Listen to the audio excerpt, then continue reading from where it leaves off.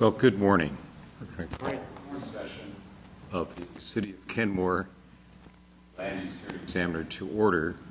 We're here this morning to look at an application for approval of a preliminary plat to subdivide about 2 acres into 12 single-family lots. I think we have present here representatives of the applicant seated at a table in front of me, and then also we have city professional staff present. And there may be others. Is there anyone else here that's not with the applicant or with the city that might want to speak to this application? Good morning. We'll give opportunity then for applicant and city staff and public comment to be received into the record this morning. This is the one opportunity, the only opportunity to present information to me. I'm Ted Hunter from Sound Law Center, who is the decision maker chosen by your mayor and council to hear and decide certain land use applications, preliminary plats being among them. I do remember this being reviewed, I think, about 10 years ago, and there was, at that time, some public comment, and the application was approved, but it's back again and as a fresh start under new review and new regulation of land. So we're going to look at it as if it's a new application. The previous one had expired. What I'm mindful of is the state legislation, the Platting and Subdivision Act that was enacted in 1969, and it guides subdivision of land and requires every local government to have a process to review proposed subdivisions and to ensure that it meets specific criteria before it's approved. And those include such things as suitable provisions for access and for stormwater drainage, for open space, connectivity, for access to schools, and a long list of items that are mentioned in the city staff report. The City of Kenmore has also adopted in Chapter 1720 its own set of criteria.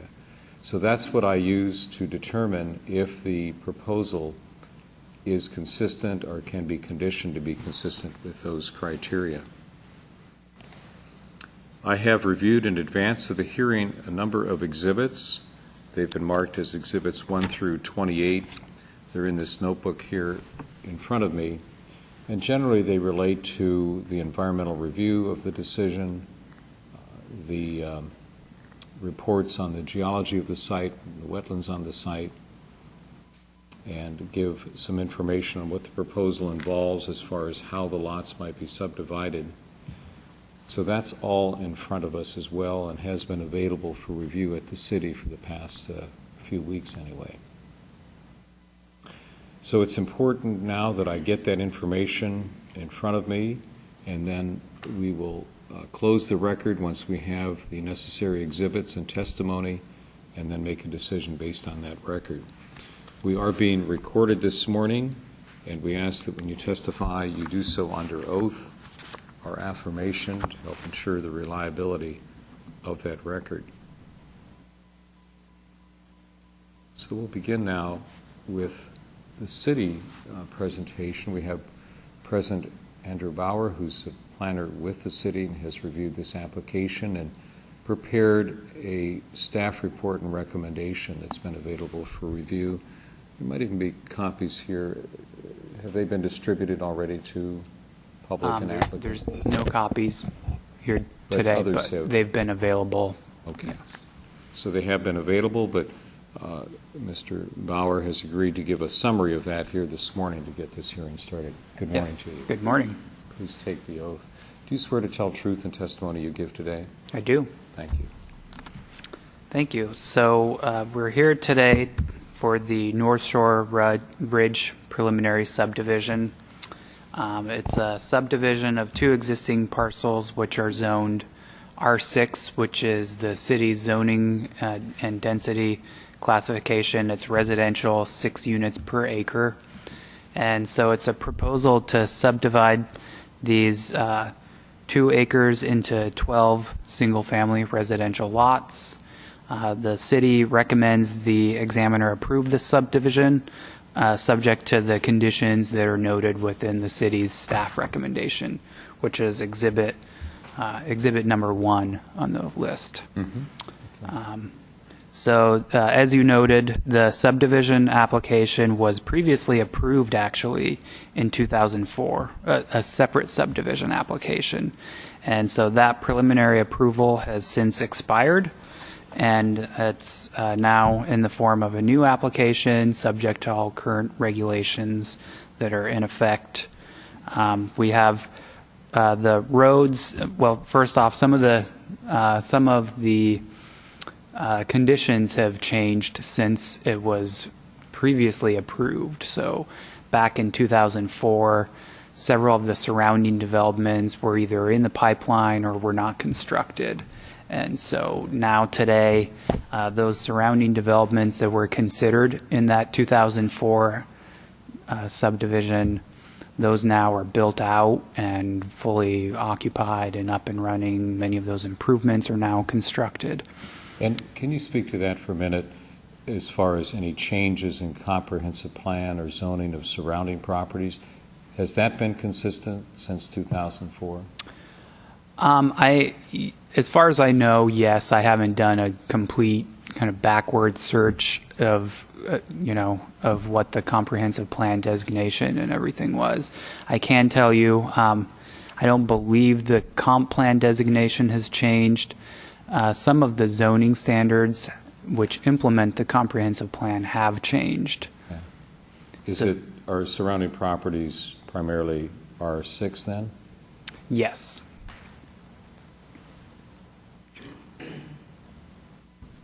And some of those current standards that have changed, that have potentially changed the layout or some of the subdivision we see before you today, would relate to the minimum lot size has been increased since 2004. The city updated its critical areas ordinance in 2006, and those are just a couple of probably many other standards that have changed. Okay.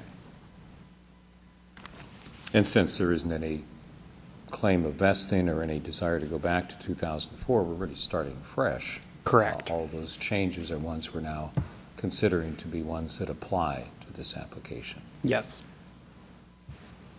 Yes. So the city reviewed it for compliance with all of those standards, and for lot size, density, lot layout.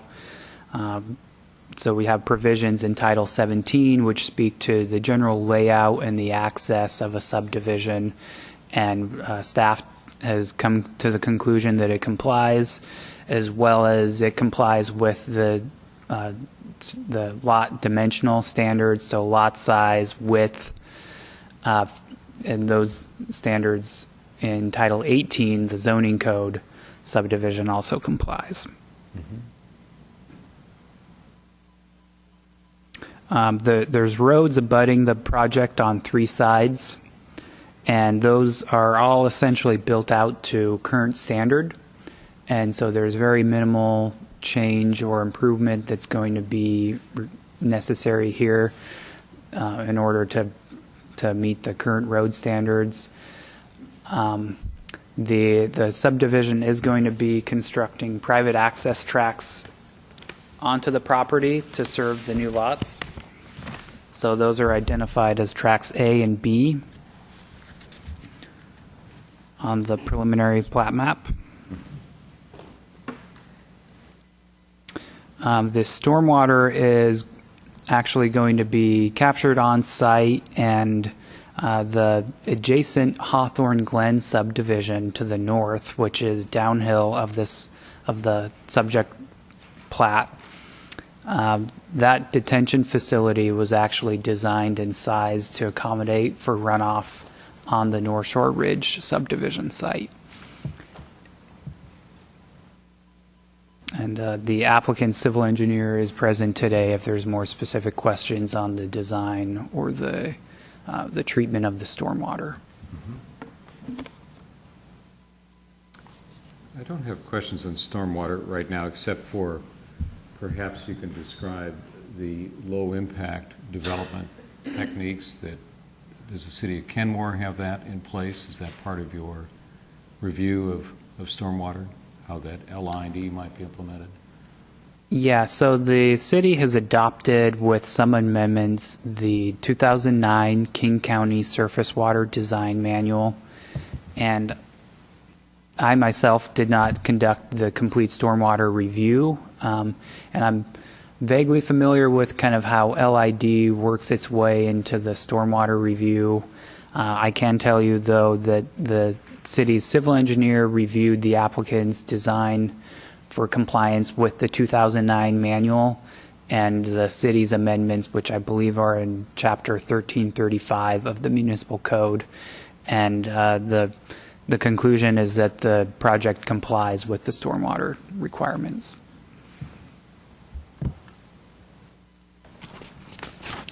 Another question I had, just in looking at this to prepare for the hearing, is the reference I think you made in your staff report to an easement across Tract B for access to a recreational facility. Do you recall that?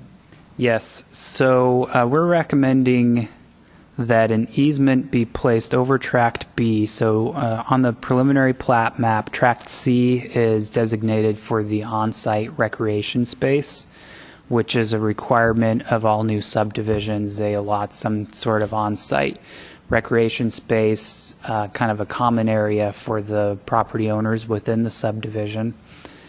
And so we're recommending, because Tract B is going to be a kind of a jointly or privately owned tract, that we just kind of as an additional insurance that there's fair access to all of the property owners within the plat, that there be a permanent easement established granting access over it for Tract C.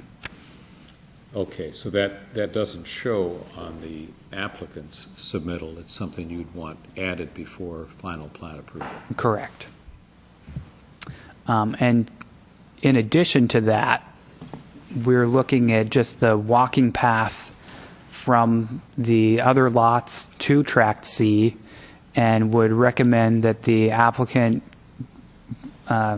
investigate further the feasibility of switching the sidewalk on Tract B from the south side to the north side.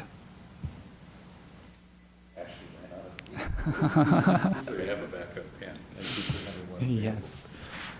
Can you restate what you just said? I missed that. Yeah, so Tract B has a sidewalk shown on the south side of it. So Yes. just to provide a better walking path from all of the lots to Tract C, which is going to serve as the common recreation area, we would ask that the applicant consider flipping the sidewalk to the north side of Tract B. Okay. To facilitate that access that you discussed. Correct. And these matters are in the conditions that you're recommending. I think that's condition B5 that you're Yes. speaking to. Okay. Any other conditions that you thought should be applied that might be unique to this application? Because it struck me that a number of the conditions were kind of reminders, or these items are required to comply with certain development regulations in the code, but then some, like the ones you just spoke to, are unique to this application. Yes. Condition B2 is related to some geotechnical recommendations, just that they be incorporated as the project moves forward into the final engineering and then even building design. The applicant's geotechnical engineer had several recommendations within their report, just as the design progresses, that they be incorporated into those. So we would just ask that the subdivision be conditioned accordingly. You know, on that topic, you might speak a bit to the fact that you have certain maps that the city uses to determine if it is in a geologic hazard zone.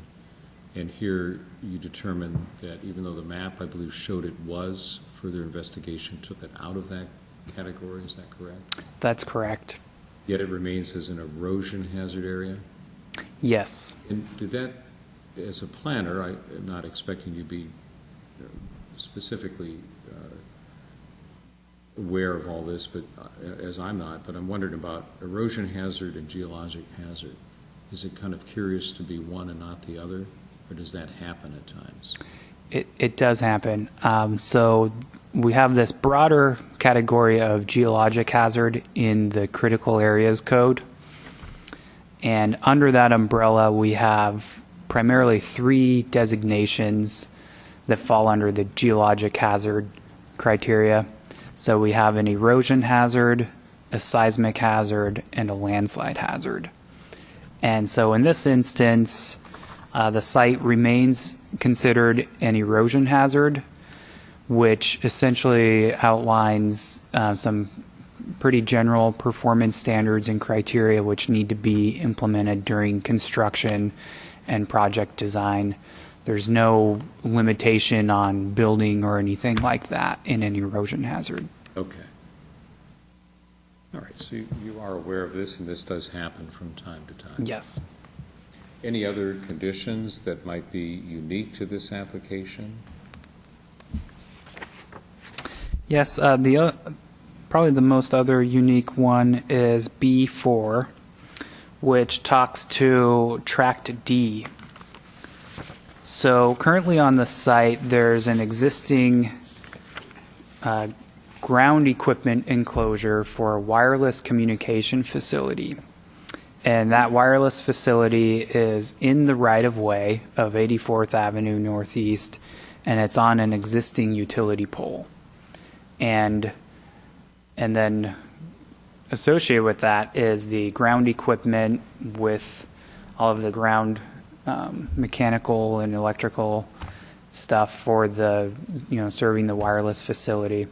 So that's actually on the project site. And so the applicant has proposed Tract D, which is going to house the ground equipment and kind of maintain it in its current form. So the city has a separate chapter in our zoning code which addresses wireless facilities that talk to screening and some of the visual compatibility standards for wireless facilities. So we would ask that the project be conditioned to maintain that minimum landscape buffer surrounding the wireless facility when the project is all built out. Okay. And it wasn't at the time of approval because those development regulations were not in place? Is that the reason to apply it now? That's correct, yeah. So it'd be just that if that area is disturbed, if maybe what landscaping is there currently is removed, just an assurance that it's put back. Okay.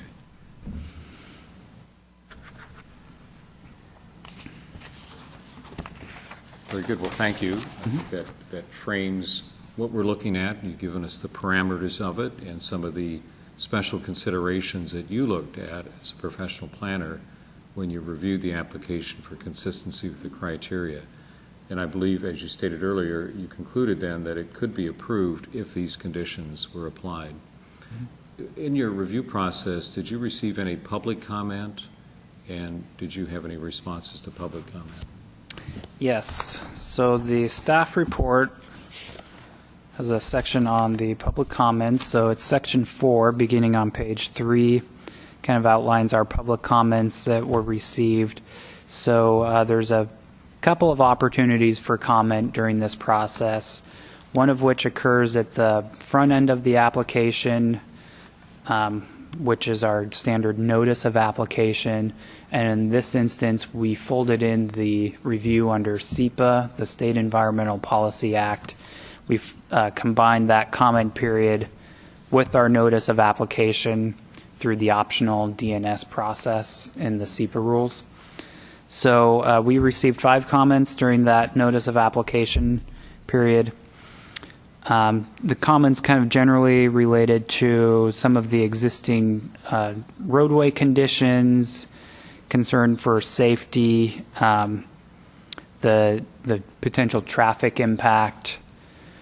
We had a comment related to the landslide hazard area designation, and we kind of talked briefly about the geologic hazard implications. And so, yeah, the staff's review and conclusion is that the existing development standards and the application review have addressed the project impacts adequately. The city issued a SEPA determination of non-significance on the application in advance of today's hearing. That appeal opportunity has come and gone. And like I said, the city feels that the project impacts have been addressed with the existing conditions and development standards. Okay. And have you received any additional public comments since notice of this hearing today? Yes, so in advance of the hearing today, actually this morning, I received one email from a resident that wasn't able to make it today. So she asked that we enter her comments into the record today. Okay, we can do that. Do you have them with you? I do. I have one copy for you, and I provided a copy to the applicant earlier. Very good. We'll mark that as Exhibit 29 and have it entered into the record. Thank you.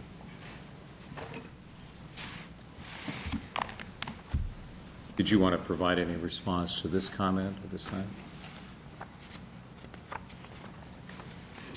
Or have you had a chance to review it? I have had a chance to review it, and it summarizes some of the response that the applicant response that was included in the SEPA environmental checklist, and comments primarily on tree preservation and retention. And the city's response on the tree protection and preservation would be that we have a tree management code as part of our development code, and moving forward as the project goes to final engineering design, the applicant will be required to provide a more detailed tree protection and tree management plan. They'll more adequately kind of assess each tree on site, the viability of retaining those trees, and we have a priority of retaining those trees on site. So, for example, we have a higher priority to preserve trees along the perimeter, where it's maybe a little easier to protect some of those trees during, grading and construction activities. So we will rely pretty heavily on that report moving forward. And this is to comply with also a chapter of your code, the tree retention. That's correct. Code.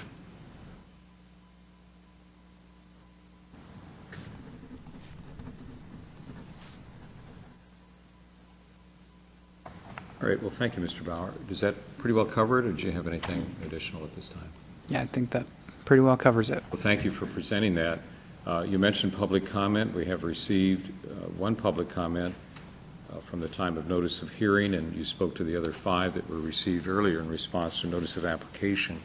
I think it would be appropriate to take public comment now, if that's agreeable to you as applicant, and then we'll have the opportunity to respond to that public comment. So we had 2 individuals that indicated a desire to speak. Would you like to come forward? We've got a very large and attractive podium here for you to stand at. Thank you. You can spread out there. And I'll ask you first to take the oath and then identify yourself. Do you swear to tell the truth and testimony you give today? I do. Thank you. And your name, please. Stacy Smalls, And the last name is how? S-M-A-L-L-S. Okay. So what are your comments about this? Good morning. Okay.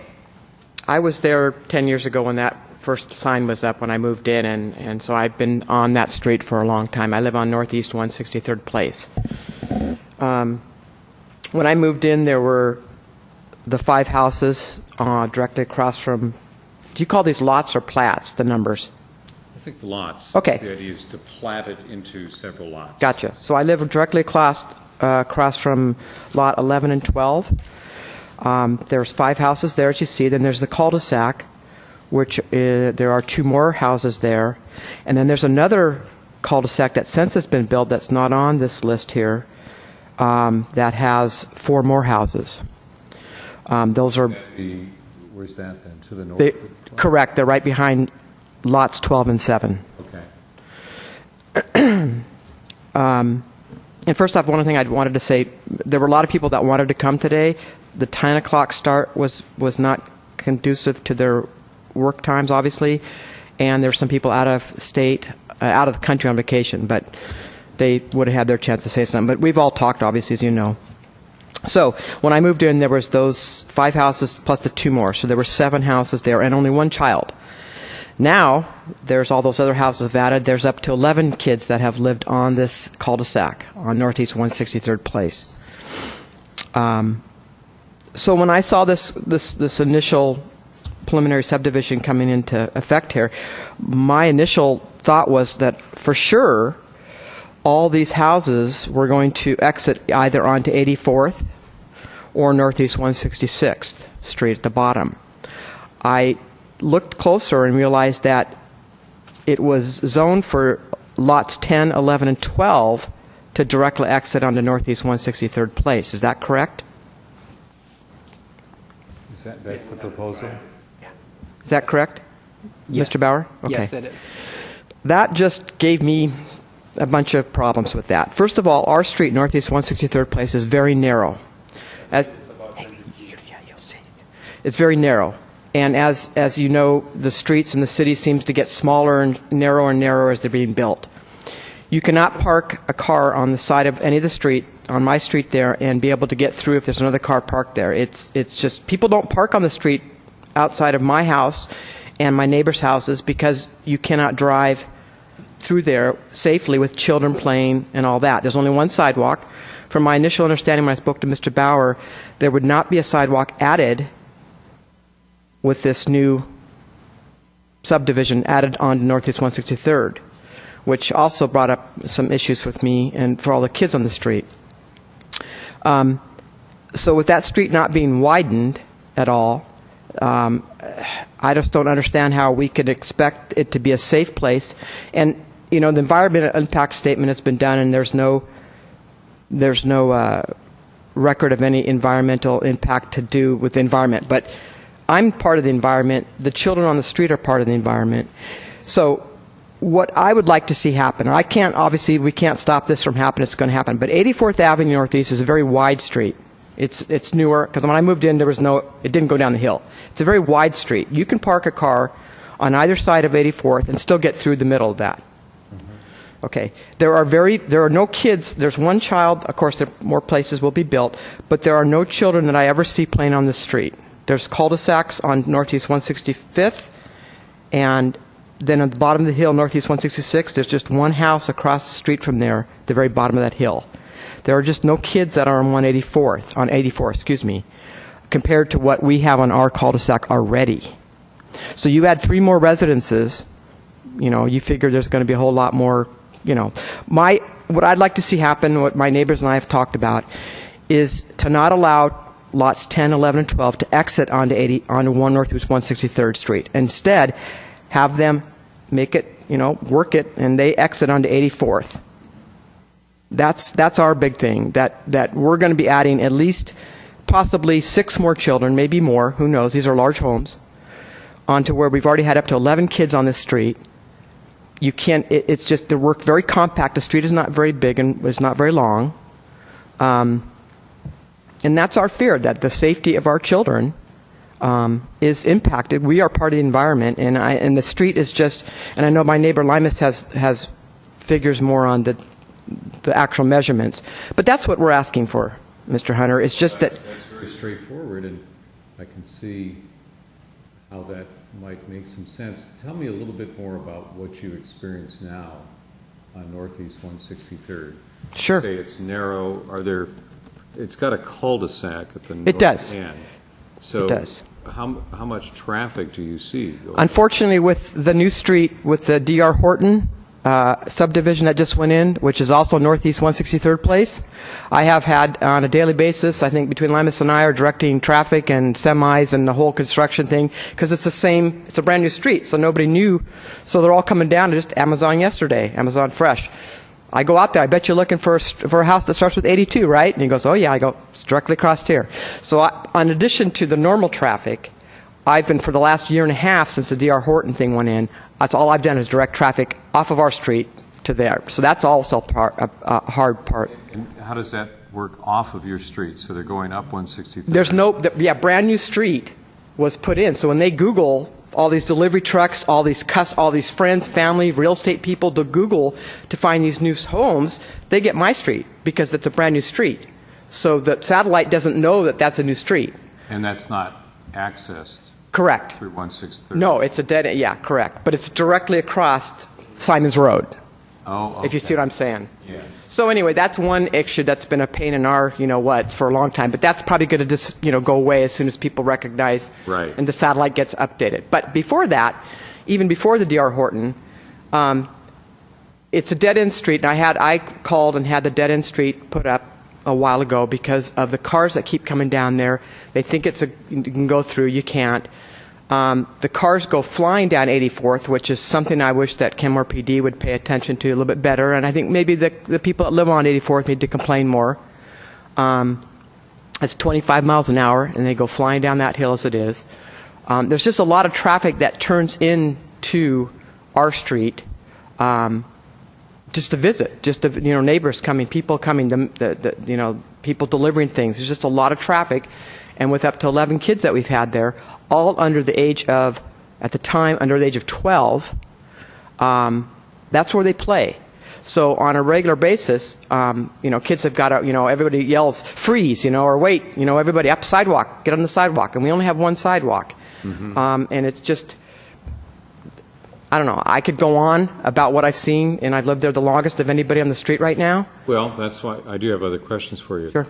Because I think it's important, and I'll do the site view and make sure I understand Okay. it. But part of the concern then is one sidewalk. Mm-hmm. If there was another sidewalk with this new development, does that address any concerns at all? If that's the only option that is viable, then yeah, I'd love to have that. So but at least the sidewalk. At least the sidewalk. Yes, that there not be access at all. Correct. Because you're concerned about. And part of it's difficult, I guess, to foresee what would happen if the traffic you've now experienced, which Mm-hmm. sounds pretty bad, that you've got all this interference you have Right. to run when it's kind of stuck there. Where Mm-hmm. do I go now? But like you said, that eventually will die down, and you'll get back to where you were before. Right. And the sense then was a quiet street with just a few children playing on the street. Is that what I hear? Well, at one time it seemed like it, but since 84th got, since they started all the construction, that whole thing, since 84th was a through street. In the day when I first moved in, it was woods. There was no through street. You could not go through. So since all those other subdivisions have been put in there, the traffic now in 84th is great. It's huge. There's a lot of cars coming and going. You can use either access Northeast 166, the bottom of the hill to get to Simons, or go up the top, as you know, to get to Simons off of other side of 84th. So since those other houses all got built over the years, the traffic on 84th it's increased substantially. Okay. And the rates of because speed. that, some turn onto Northeast. All the time. All the time. Thinking they can shortcut. Exactly. And they turn and there's just a lot of people coming through, and they turn around through our cul-de-sac, and it's just, during the weekday it's not bad necessarily. It's the weekends when people are home and the kids are out playing, and especially when the weather's been nice. I mean, it's just, I don't even have kids. Well, actually, I'm going to be. That's a long story. Everybody else has got children, but I have seen what's happened, and I'm just. When did you get that dead end sign put up? Gosh, it's been 5, 6, 7 years when I called. It's been a long time since I had the dead end street put in. So that. I take that back. It wasn't that long. No, not at all. Because Northeast 165th Street, when those new subdivision went in, they put a dead end sign on Northeast 165th Street, and you can see from 84th it's a dead end, obviously. And I thought, well, if they're going to do that for them, I want one on mine. So right when that street went in, so maybe it hasn't been that long, maybe 5 years, 4 years. I don't know how long they've been there. I can't remember. So that's about as long as it's been there. It doesn't stop anybody from turning down. That's odd, isn't it? You would think. Well, yeah. But people don't see it, or they're just not paying attention. I don't know. Yeah. Okay. Well, your concern is clear, and it is one about increase of traffic because of 3 driveways that would access Northeast 163rd. Now, you've looked at the proposal, and you've spoken of your familiarity with the area. what do you think an alternate might be if they didn't access those lots, 163rd? Well, Do you have an idea how I might do. that work? I do. And personally, if I'm going to buy a house on that lot, on that new subdivision, I want to be looking where I look right now, my house. I have a great view, of Mount, well, I don't have the view of Mount Baker, but I have the great east and west. I got a great view of, there's going to be a view there. And these folks, when they move into these new houses, if I'm going to move in there, I don't want my backside of my home to Mount Baker, to the Cascades, to the beautiful view there. I'd want to be looking at it. So if the backyards were to look up against Northeast 163rd Place, and they drove out they'd have a great view. That's just my take on it. I'd want to be facing that great view of Mount Baker and all those other mountains up there, and so that's what I thought that they would. So that's why I was sure they would not build 10, 11, and 12 exiting onto my street. That means their front driveways obviously are going to be facing me, and their backs of their houses would be facing the great view. So I'd just like to see those 10, 11, 12. The same access that 7, 8, and 9 are going to have to use to exit onto 84th. Right. Have a street put in, or just move that track or whatever you guys call it over to where everybody uses the same. Those 6 houses uses the same road. I've got 11 houses using this smaller road. Why can't they use their own? I see. You'd put it between the lots. Correct. And have them go down there, that one driveway. Correct. And 10, 11, 12 would face the view, not face our houses, and not exit to All us. right.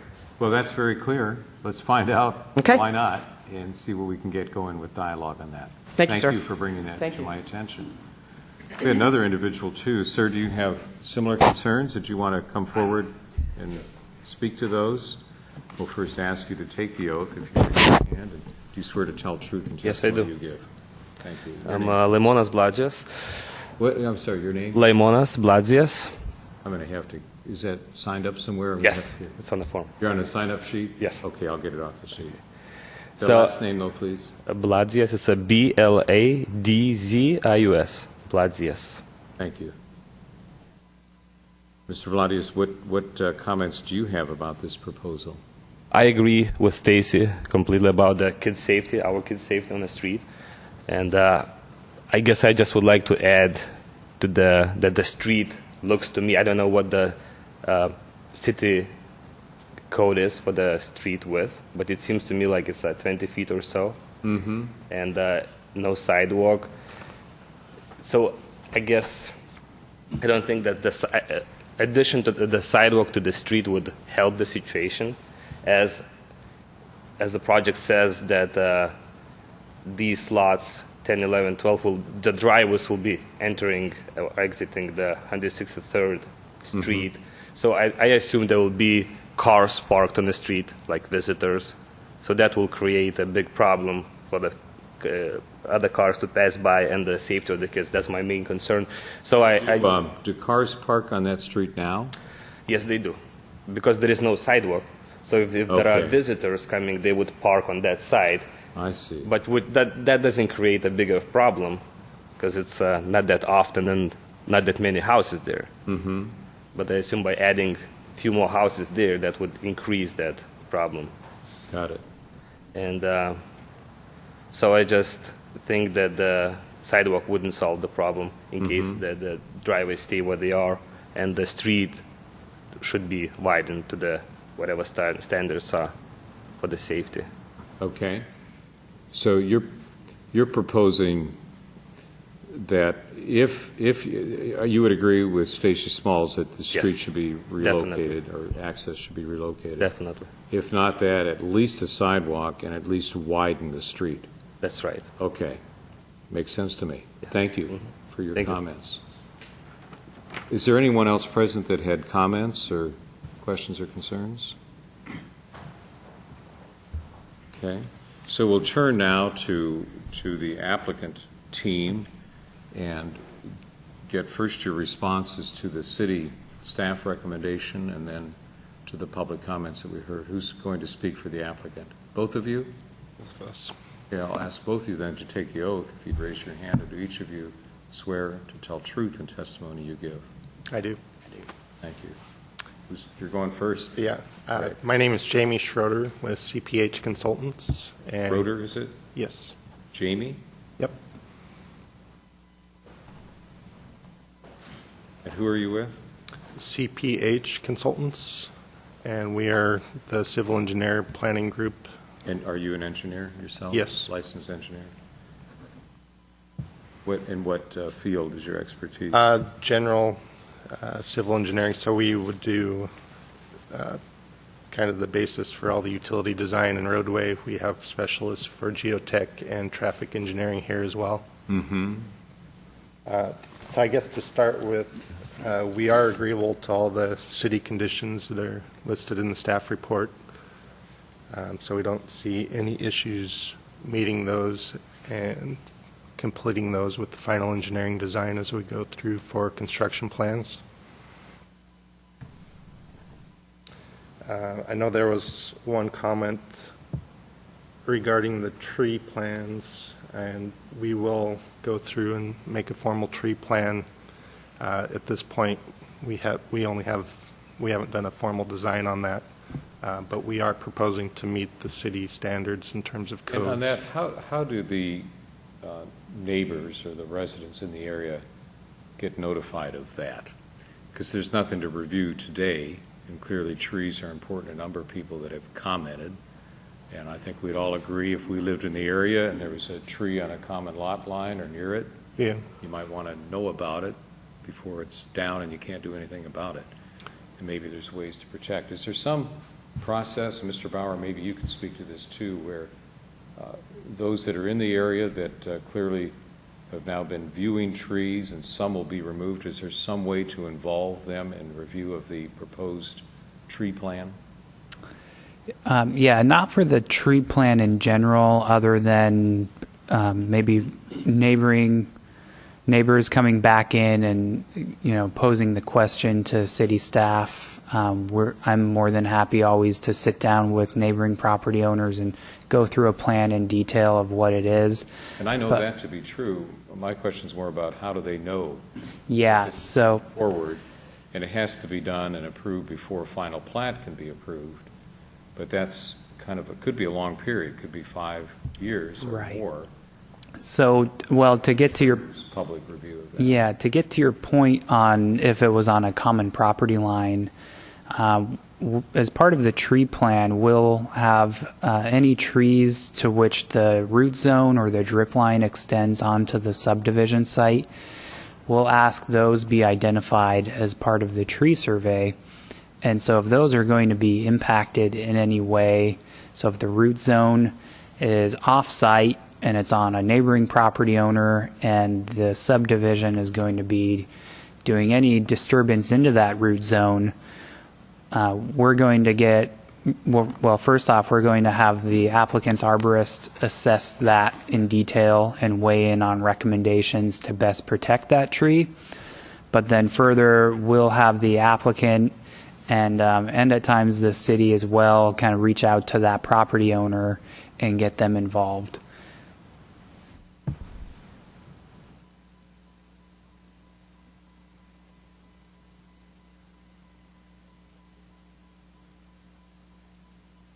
And because it's such an area of interest of those that commented, is it possible to do a mailed notification that a tree plan has been submitted and is available for review and comment? Or is that cumbersome? It's possible. We could likely use the same mailing list as we've used for the subdivision. So our standard is everyone within a 1,000-foot radius. That might be... It's probably broader than is necessary. Yes. Can you parse that down a bit? We could even potentially limit it to those who commented maybe during the application. So maybe those that expressed more of an interest.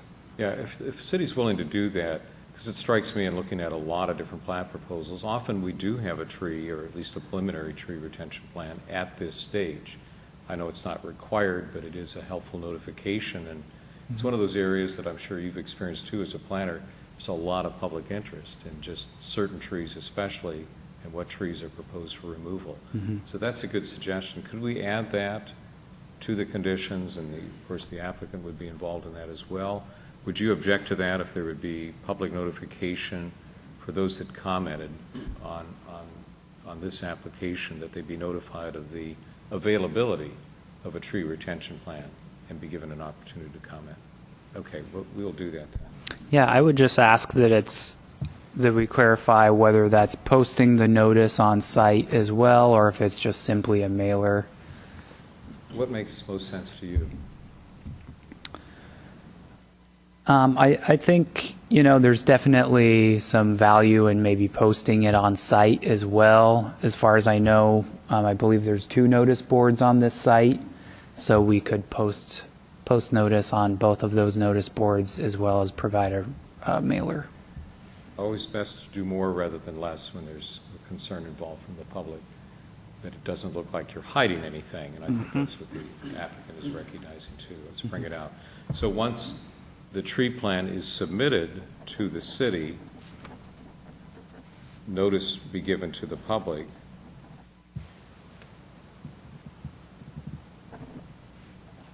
By posting on the site, maybe on the existing boards. Yes.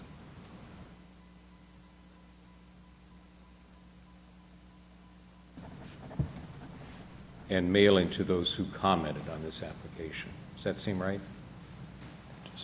Yes.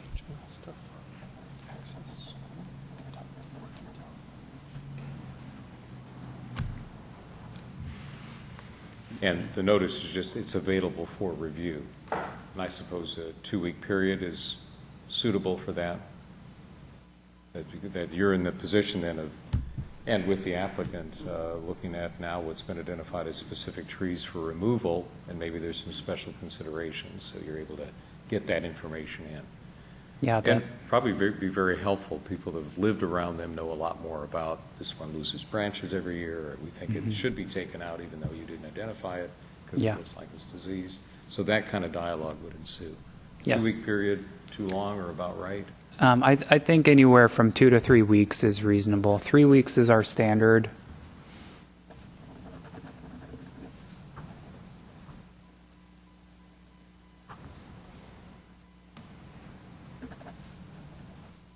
Okay, so that, we'll add that as a condition, and I thank you for your cooperation on that, and certainly will help the city to make the right decision in its review and approval process. Okay, so that's dealing with trees, but we have people here looking more at the access. Yeah, and that one next. And if I could also respond just to the access too. I'm not sure if you guys had a specific response, but just to the 2 comments we heard minutes ago, I just wanted to point out that Northeast 163rd Place is a public road, first off, and it's, as noted in our staff report, it was designed and built to a minor access street standard. And so in our adopted road standards, each standard road is kind of designed to a maximum number of lots. I don't know the exact number of lots that's designed to. I can tell you if it wasn't designed to meet the max number of lots with this subdivision taken into consideration, then we would not have allowed those, lots 10 through 12 to access onto it.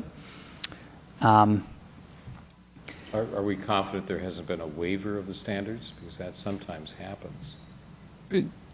Yes, I'm confident that there's been no variance granted to allow the access onto 163rd Place. And when you say it's built to minor access road standards, does that include just one sidewalk? Is that the standard that applies there? That's pretty typical for Kenmore currently under our road standards. While we have a project in the pipeline to revise many of our road standards, this of course is vested and subject to what's currently in effect.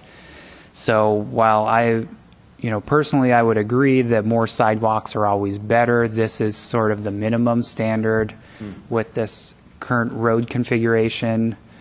But also, I guess, to some of the safety considerations, it is a dead end. It is signed as such. There is a cul-de-sac turnaround, so from an emergency access standpoint, there's adequate ability to turn around, and for trucks or anyone that may have inadvertently turned onto the road to safely maneuver and turn around and get back off of the street. And there's also growing information and literature that talks about how narrower roads are actually safer, that they sort of act as a natural traffic calming measure in many instances. And so when you have a narrow street, it sort of naturally slows the drivers of the vehicle. Okay. Now, as a city planner, it's not your position to propose alternates, is it? You look at what the applicant came in with Correct. and then view whether it's acceptable under existing standards. Yes. But an applicant can have a multiple approaches to how they divide land. But that's not your role, is to say, well, why don't you do it this way? Right. Okay. So let's hear now from applicant as to how you came up with this proposed access. So I guess to start off with, as Andrew mentioned, that is a minor access road. 84th Avenue is classified as a sub-collector.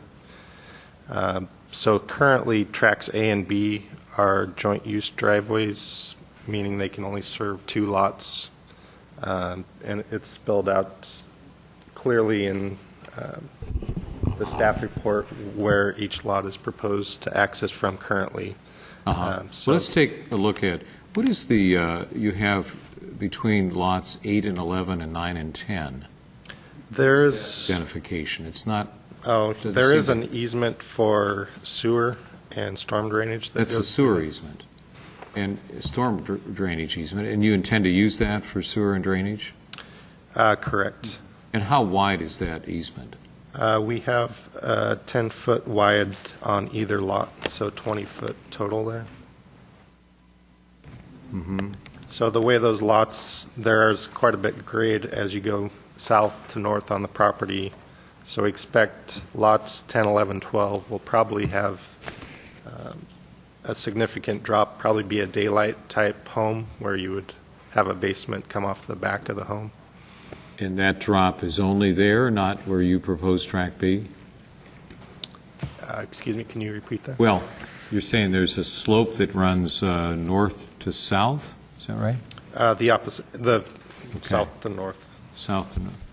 Right. So the 84th Street drops pretty significantly south to north.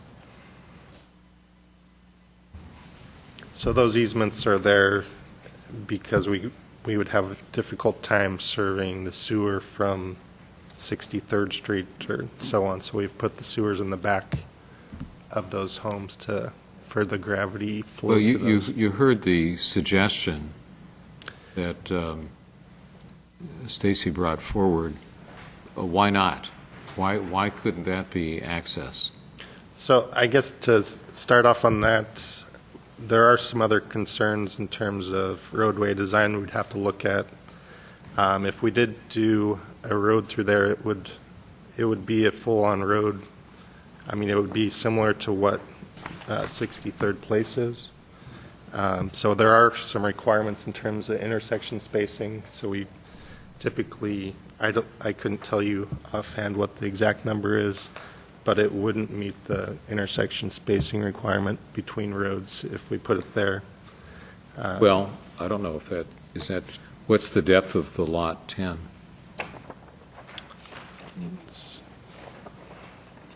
It's 101 feet, 100 feet more or less. So we would have the other. Because what you're proposing, track A and track B, that's the depth of one lot. And those are 2 access points onto 84th. So I'm not sure. But those are joint use, those are basically driveways as well, because they're only serving 2 lots. We would be getting to a higher classification because we would be serving essentially 6 lots then. Mm-hmm. The other thing to note is Lot 10, as it's noted in here, could have access off of 84th, but honestly, I would expect they would probably ideally want to come off of 163rd, just based on a home builder's desire to have. But there is opportunity that that one could come directly off of 84th as a direct access as well, so you, opportunity could be just 2 lots there. But that's probably the biggest thing I see is you would be increasing, if you put a road there, we would have some spacing issues. All right, based how on about that. not a road, another joint-use driveway for 10 and 11? I'm trying to be creative here because you've got long-term residents in the area that have serious concerns about the impact on their neighborhood, and we have an opportunity to be creative at this stage that, from what I heard in the testimony, and I know your concern as developer or representing the developer who's your client, that you want these to be homes that sell for as much as they can sell for. And it sounds like the orientation the other way might give that view and maybe a better alignment of the house with the topography of the land. So that's something possible, is it not? A joint use driveway for 10 and 11? It's a possibility. I don't know that it's the best solution in terms of I think it needs to be looked utilities and at. so on. You know, you'd still have 12 to avoid the street claim because what is it, up to 2 homes, do you know, Mr. Bauer?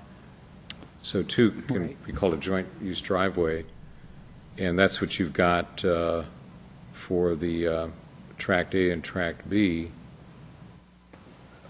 Very similar look. But the orientation of the house then is to the north rather than to the houses on Northeast 163rd. I don't know. Seems like it should be looked at. Okay. I don't know if we can do that in this room today, but certainly it's something that, would you agree, could be taken a closer look at to see if that might be viable. We could definitely take another look at it. And it seems rather simple. It's not that you have to realign every lot or change lot sizes or do anything else. You've already got an easement there.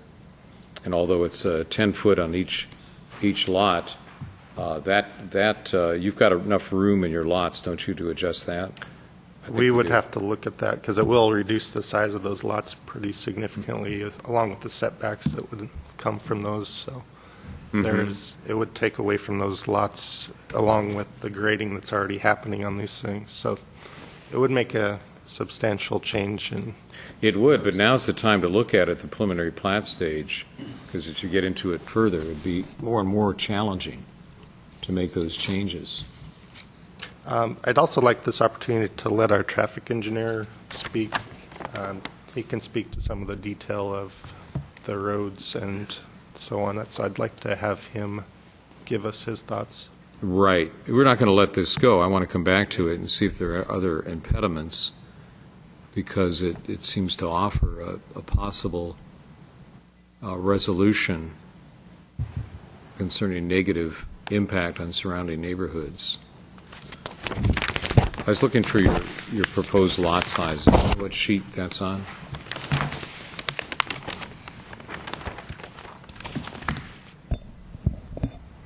It would be P2, sheet 3 of 5 is the Sheet preliminary. 3. Okay, and that's where there's more detail. Thank you. That does show the existing easement. And you've also sketched in, although you're not committed to this, but you've shown possible location of a house with setbacks. Yeah, those are basically the building footprint available. And you show the existing width of Northeast 163rd as 30 feet? That would be the right-of-way.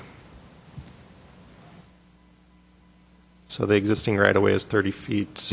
But pavement is something less than that. Yeah, I think we have a 13-foot dimension, which would be from center line to where the existing curb is. Mm-hmm.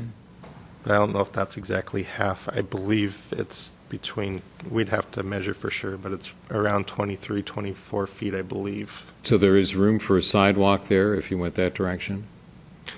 We would have to put it outside of the right-of-way. I mean, I think that is an opportunity as well as to add a sidewalk if it could be placed in a pedestrian easement. That is something we can talk to the owner client about.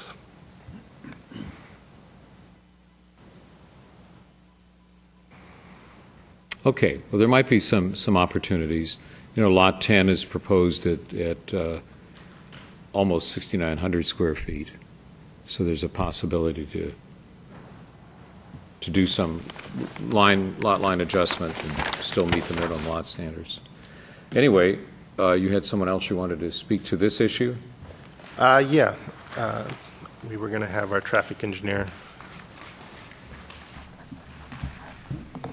Good morning. Good morning. Take the oath.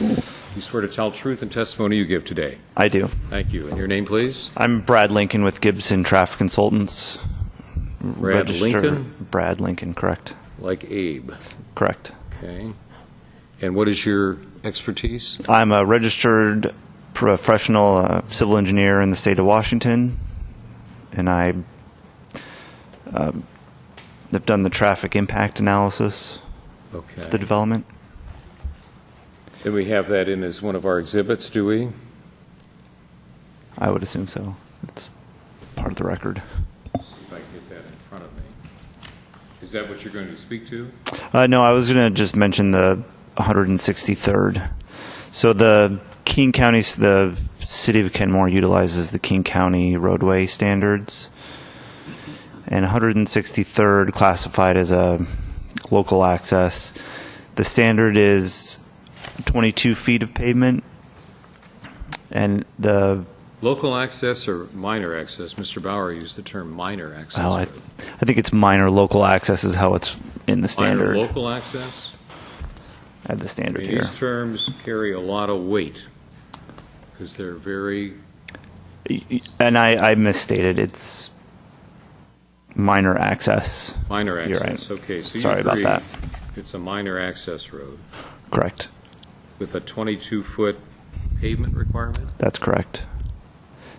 And the standard says that it's will handle up to 16 units, single family units.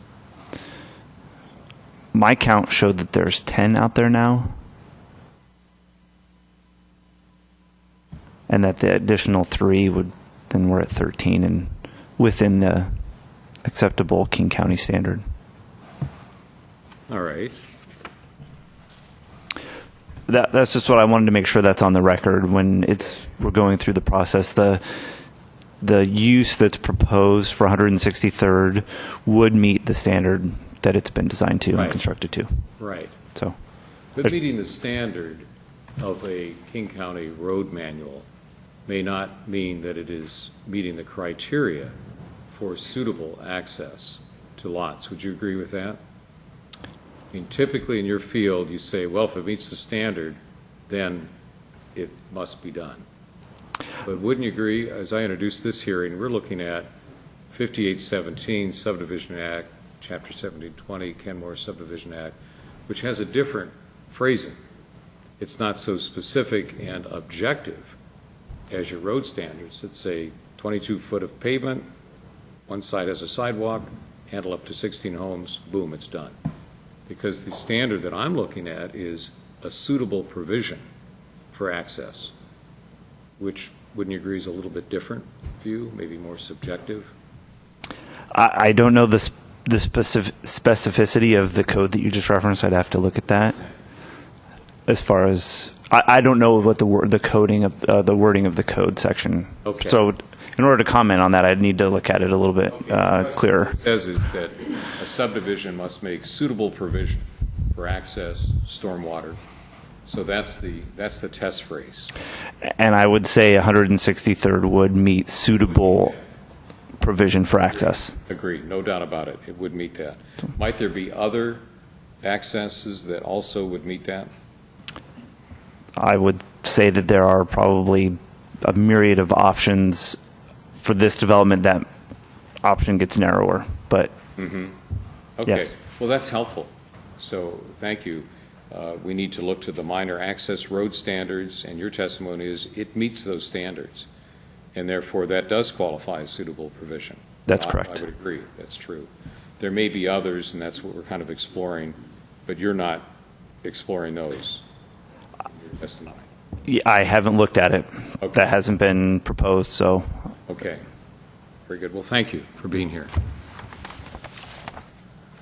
Mr. Schroeder, back to you as far as any other comments or response to, I guess you responded to the city saying we agree with everything in the staff Yes. report and we agree with the conditions as proposed and even as amended, looking at the tree retention plan, bringing in some opportunity for public comment. So we've kind of checked off everything, except we haven't quite finished with this access question. Yeah, I don't know if we can today, but maybe you have some other thoughts on that. I guess the only other thoughts, it would be more complicated, and in general, it would be more complicated to bring their access off from a grading standpoint in terms of the grades on site, where you're bringing another access off 84th. And I guess the other thing is we would now be proposing more impervious area that otherwise would not be required if we're already using the existing road. So environmentally, we're making a more impervious area just to suffice in this. I think we are amenable to adding a sidewalk along 163rd. That's not a requirement of the standard, but I think as long as we could put that in an easement instead of taking away from the lot, we would be amenable to adding a sidewalk along there. Which right now, the back of curb is fairly close. I think we're proposing to dedicate 1 foot of right-of-way along there.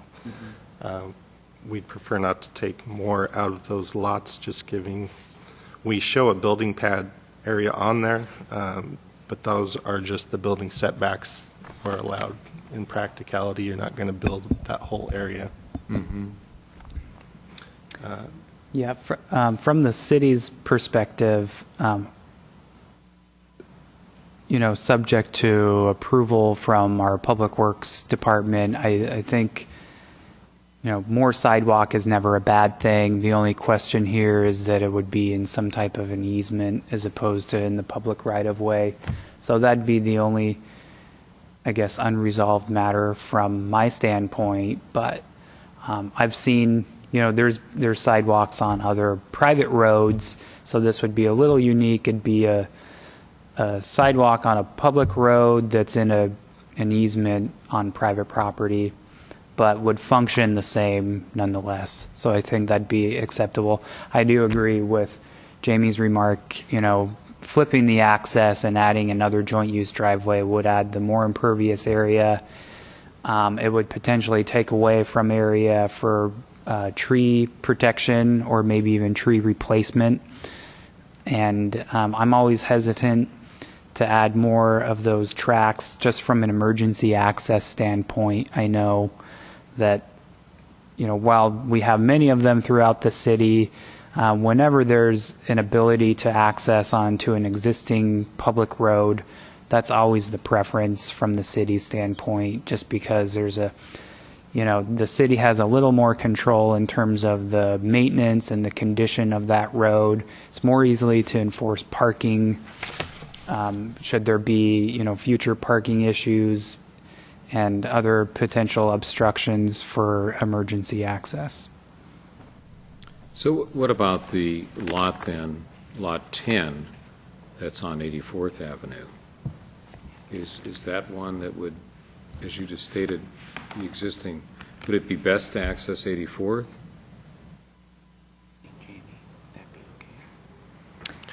Or does that matter to the city? I'm not sure that it entirely matters. I know that we have a few of these other lots on 84th that'll access directly onto. So it comes down to a grade issue if it sits too high above the road, but I wouldn't object. Well, the only reason I'm exploring this is we have 2 individuals here this morning that took time out of their day, so it's clearly a matter of high importance, and I think are speaking for more than just the 2 of them, but pretty much everybody along 163rd has experienced some serious disruptions of their lifestyle lately, and it's not all due to your proposal. So it's a little challenging to say, what can you do? Because some of it, I think the testimony showed, was development in the area, increase in traffic generally, more people coming down 163rd that didn't used to even be in the area. So it is a challenge how to address it. I'm just exploring possible ways to reduce the impact on that existing neighborhood. And I don't know if that Lot 10 access would help or not. Is that something, again, that could be looked at as a possibility? Yes. I mean, right now, as it's written, it says it could come off of 84th or 163rd, I believe. I think it really comes down to that lot and the uniqueness of it to build a home on it, that you can build a home and get access with the garage coming off of 84th, knowing that we have the slope going up toward 163rd. Okay. Well, there's some challenges to it. Either of you that commented, do you want to respond to the discussion you've just heard?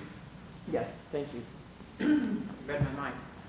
First of all, I don't want to get in it, but there are 11 homes on there. There's the 5 on my side of the street, then there's 2 in the cul-de-sac, and they built 4 new mega houses in the other cul-de-sac, so 7 and 4 is, what's that? 11. Thank you.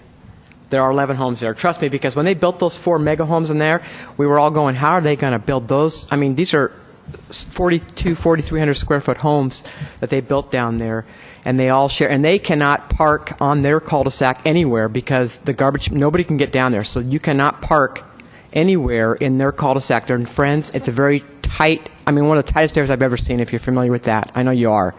So all those people that come to visit those 4 houses park in the cul-de-sac. And the cul-de-sac is limited because there's only the one side without driveways. So that's where the basketball hoop is that we've put out there. So there are 11 homes there, not 10. My other comment would be that if adding a sidewalk is going to take away from the width of the street as it is today, we don't want it then. I don't think that's what I heard. Is that not what I'm not? Did I hear that wrong?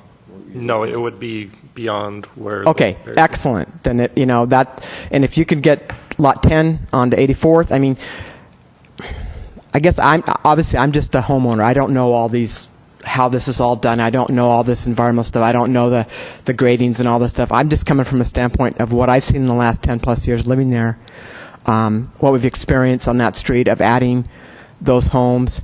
Whereas 84th is a much wider street, and I guess I'm hearing some of the stuff that you're saying about how the easements and this and that, but I think if you could take these things into consideration that we're asking for, I know I'd appreciate it, and I know my neighbors would too.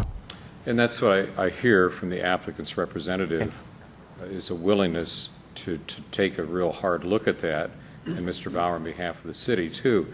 And you understand his testimony was, I look at what's proposed. Sure. He can't get into proposing alternatives. Yeah. But I think we see a willingness here this morning to look at that and come up with some reconfiguration that doesn't require a lot of redrawing of plat maps and resubmittals, but could address some of those concerns. Tell me, how do you see the sidewalk working? How does that address the concern?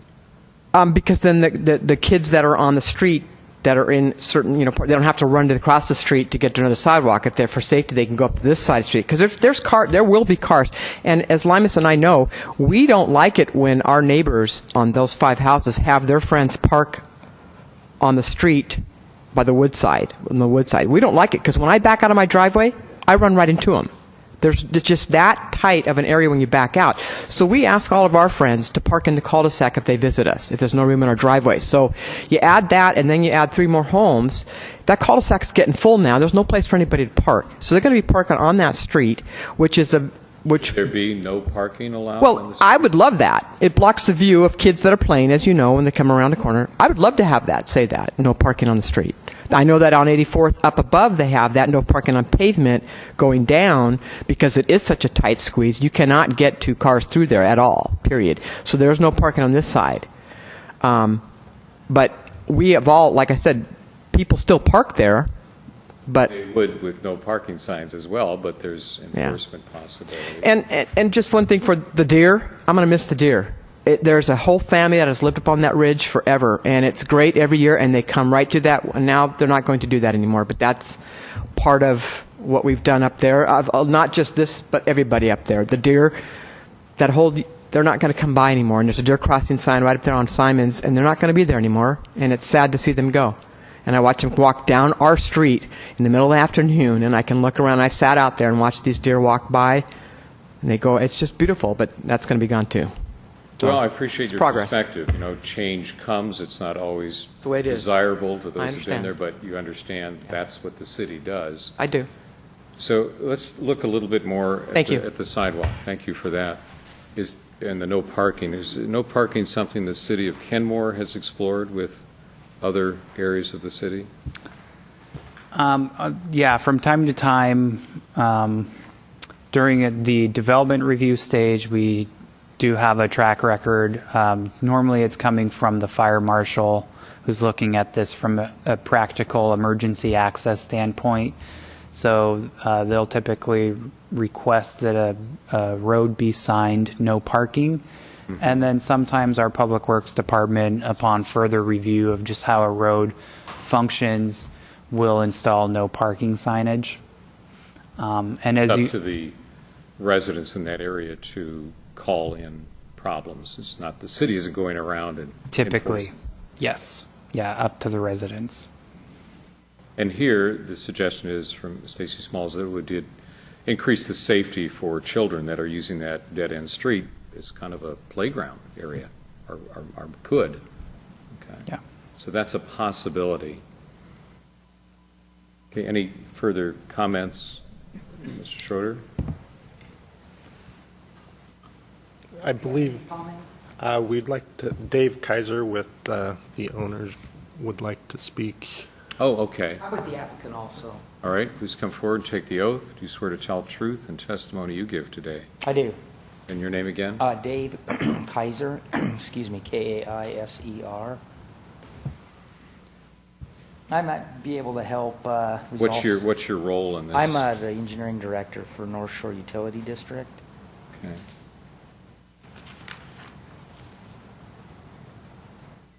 And what is your perspective then on? what My you've heard? perspective is that we're the water and sewer provider to this area, and so these citizens that have come here to express their concerns, they in effect own this property. Mm-hmm. So I guess our perspective is that we're willing to look at any options that the city would agree to and wouldn't necessarily impact the process any further, I guess.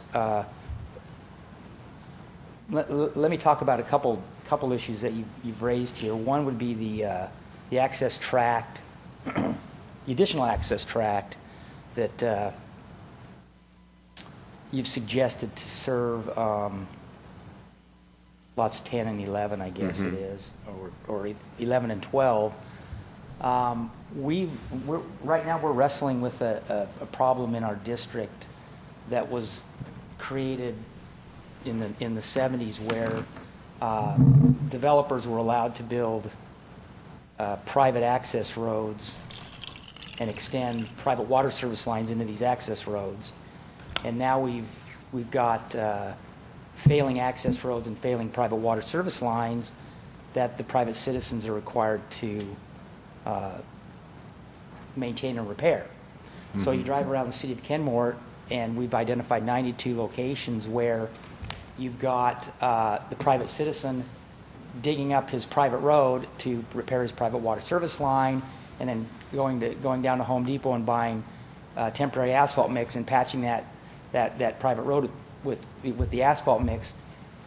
All the while, his neighbors are forced to use this substandard road that is now being destroyed by everyone else because there's no one there to maintain it. So Mr. Bauer's point that another access track is just another opportunity for problems down the road because it's not going to be maintained by the people that know how to maintain roads. Private ownership, these folks don't know how to maintain roads. So that's one point to make. The other point, we'd be happy to build sidewalk if that's okay with the city. on 163rd, and if the citizens would,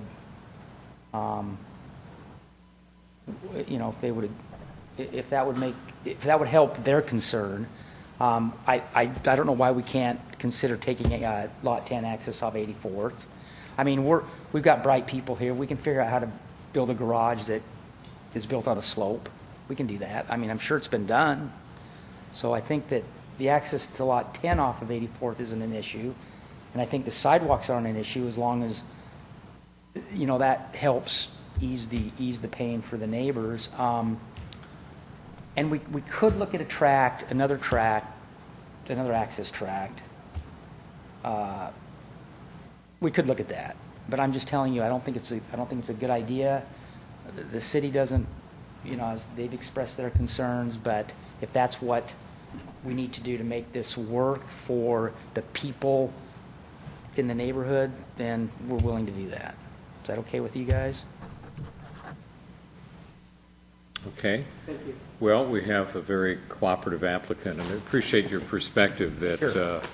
That's a rare testimony to hear, that we are a public utility and therefore we consider ourselves to be committed to doing what citizens would like to have done. So that's a very unique perspective, and I think we should embrace it. And we can do that by capturing Mr. Kaiser's testimony. He's got his consultants here, that a sidewalk would be then placed along the north side of 163rd, and the Lot 10 would access off of 84th. And that removes most of the impact that you expressed concern about. So it seems like that's acceptable to all. We'd put that in as conditions, maybe with some out that if it's absolutely unfeasible, because we're guessing here, we haven't exactly looked at it precisely, but an applicant willing to do that addresses neighborhood concerns and then would allow it to fit in as best it can, given that it's new development and nobody really wants it that's in the neighborhood. Would that be the way to go? Okay. Well, then that's what I will do. It would be my pleasure to place that as a condition with agreement with everyone present that that's a way to look at it. His sidewalks will increase the safety for those using the dead-end street, and taking one lot off of that and accessing 84th will remove a third of the impact. So that's what we'll do. Thank you. Thank Mr. Kaiser. He's the one that came forward with, probably at some risk to his superiors, whether he can actually promise that. But no, okay, good. It's great you have that authority. What comments? Yes, one clarification point, that we're talking about sidewalk on just the subdivision property and nothing that's off-site. Yes, that's Because the road, 163rd Place continues and then, ends in a cul-de-sac there. Oh, I see. Along lots 10, 11, and 12. Yes, so Sidewalk, yeah, you could not add a sidewalk down there, there's no way. Okay. So yeah, I would just ask that the condition clarify the sidewalk would be just on those lots. Correct. And I assume there's some standard for sidewalk width and Yes. all of that. It's not curb, gutter, and sidewalk, is it? I believe there's existing curb there, so I would envision curb, gutter, sidewalk. Okay. Yeah, curb is required per the standards, so Okay. we would be. And is it already there from what you said? Yeah, there's a rolled curb. And here in this city, it's adjacent to that curb. It's not curb Yes. and then plant strip and. Okay. Correct. Andrew, can I ask you a question? I noticed a lot of trees along that corridor where the sidewalk would run. A lot of existing trees that would have to come down to the sidewalk. Mm-hmm. Is that on a minor access road like that, are we allowed to build a sidewalk that has trees in You could, yeah, so you could plant new trees at the back of the sidewalk. Personally, for my neighbors and I know that there's one tree that aims right across the street from me, that when the new housing development, when we went in, you know, and that street was put in, obviously the roots of those trees were compromised with any kind of new thing. Because right behind me, a tree fell on Limus's house at the big storm because the roots weren't, and it just toppled right and went right through his house. So from a standpoint of an owner, where that tree is aiming right at me, I'd love to have it removed, just for the fact that it's... I'm talking about maybe adding, you know how they have graded trees in the sidewalk? Right. Is that something we can consider?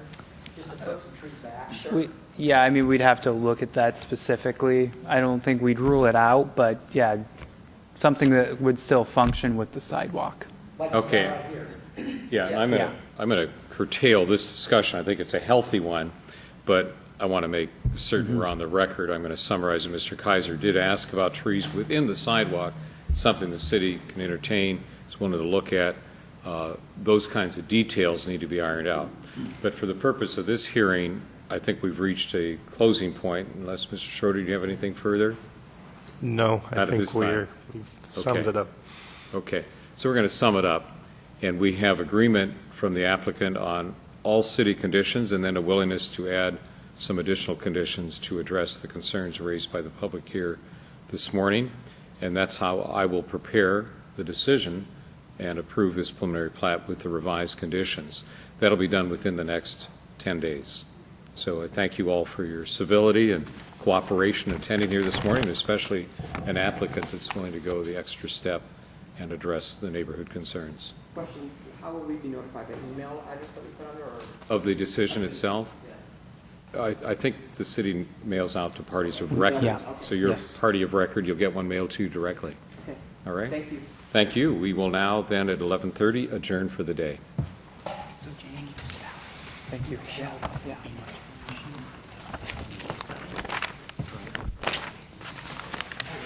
It's going to have to be a driveway that more or less comes in this way. I mean, they can build it somehow. It's always fun to sit around listening to traffic. Yeah, didn't get much to say. We should have talked about slopes or something.